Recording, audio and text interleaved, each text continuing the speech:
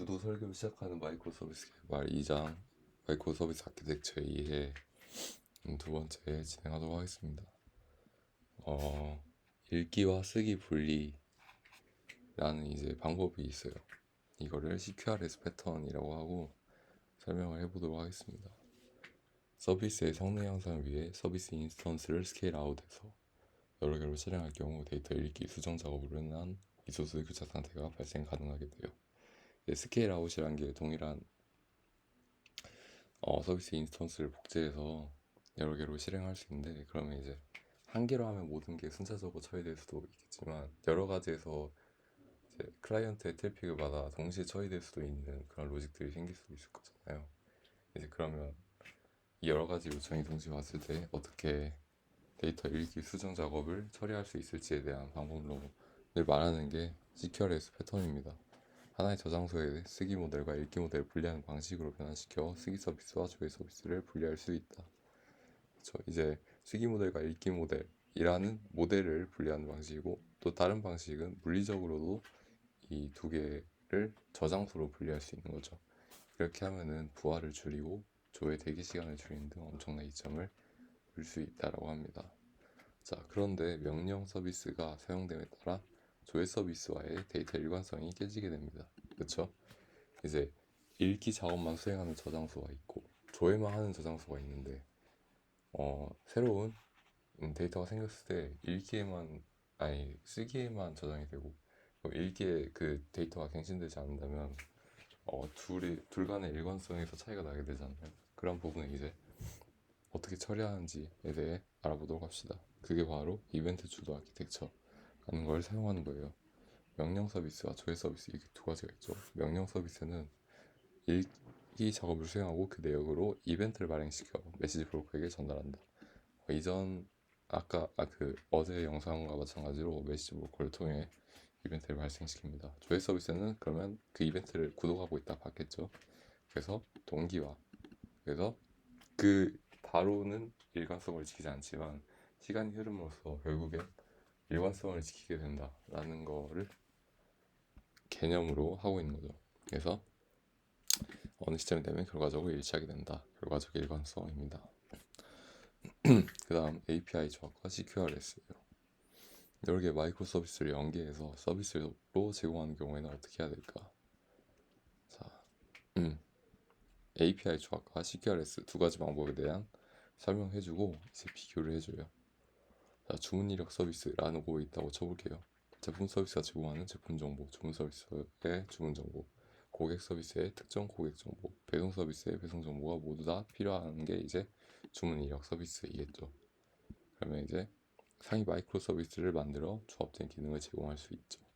주문 이력 서비스라는 이 세 가지의 상위 개념의 서비스를 만들어 가지고 이 기능을 제공할 수 있습니다.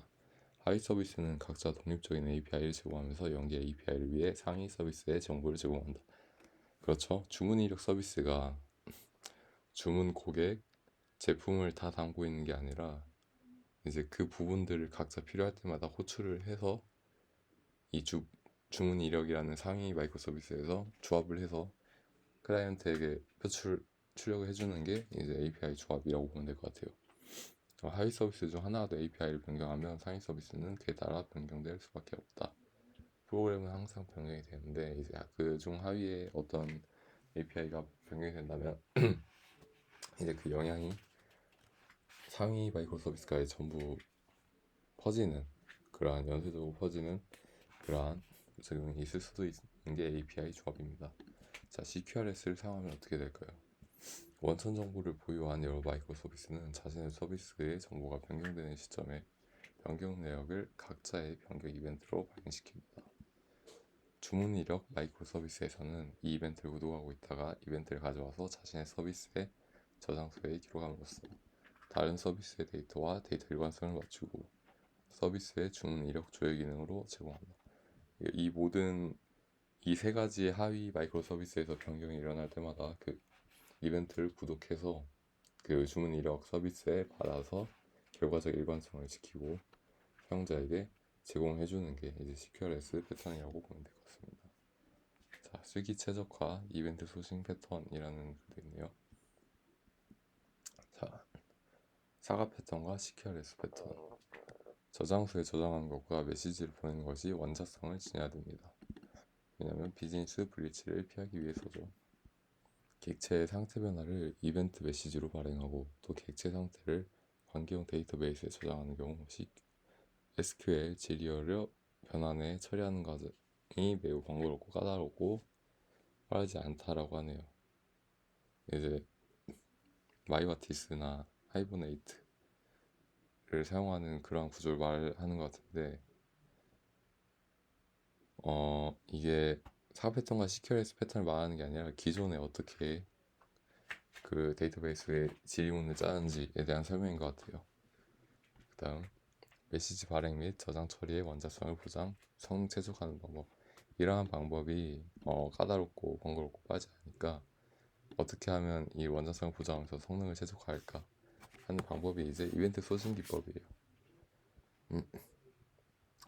트랜잭션 자체를 저장하자는 정략인데요. 그러니까 이제 그 데이터만 저장하는 게 아니라 그 데이터가 어떤 이벤트 타입이고 언제 발생했고 이런 것들을 주문 내역처럼 줄줄이 나열을 하는 겁니다. 상태 변경 이벤트를 계산해서 데이터 모델로 변경하지 않고, 그러니까 수정이나 삭제 작업을 작업하지 않는 거죠. 바로 이벤트 작업에 그대로 저장하는 거죠. 그러니까 데이터를 삽입하는 경우만 있는 겁니다. 메시지 브로커와 데이터 저장소를 분리하지 않고 하나로 사용할 수 있다.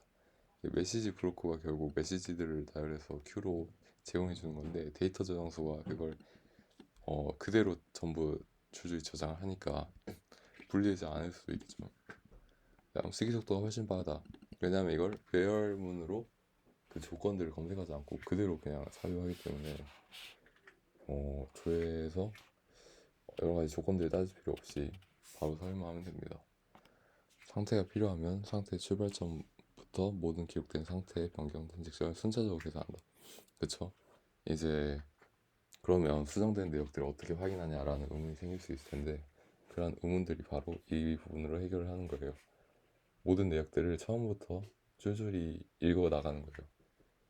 이 사람의 주문 내역들, 주문 건수를 확인하기 위해서는 처음부터 이 회원이 주문했던 내역들을 하나하나씩 더 묻게 해가면서 몇 개가 있는지 찾아내는 겁니다. 그러면 이게 너무 많지 않냐라는 의문에는 스냅샷이라는 기법을 사용하기도 해요. 모든 트랜잭션을 처리하는 것이 부담이라면 상태를 일관 기간마다 계산하여 스냅샷을 만들고 스냅샷 이후에 트랜잭션만 처리하면 되는 방식입니다. 특정 시점의 상태가 필요하면 재현할 수도 있기 때문에 별도의 트랜잭션성 이력 로그 데이터를 기록할 필요도 없다. 이 부분이 좋은 거는 은행과 같은 감사가 필요한 그러한 서비스에서는 기록들을 유지하는 게 중요하잖아요. 근데 수정 작업을 하면은 데이터베이스에 있는 데이터가 변경되기 때문에 다른 걸로 이력 사항들을 기록을 해줘야 된단 말이에요. 뭐 로그 데이터를 쌓아놓는다던가 식 방식으로 데이터를 저장해 놔야 되는데 이 부분에 있어서는 이 이벤트 소싱 기법은 모두 이벤트를 시간별로 순차적으로 나열해서 저장을 시키기 때문에 별도의 로그 데이터 같은 기록용 데이터를 저장하지 않아도 된다는 점에서 이러한 이점이 생길 수도 있습니다.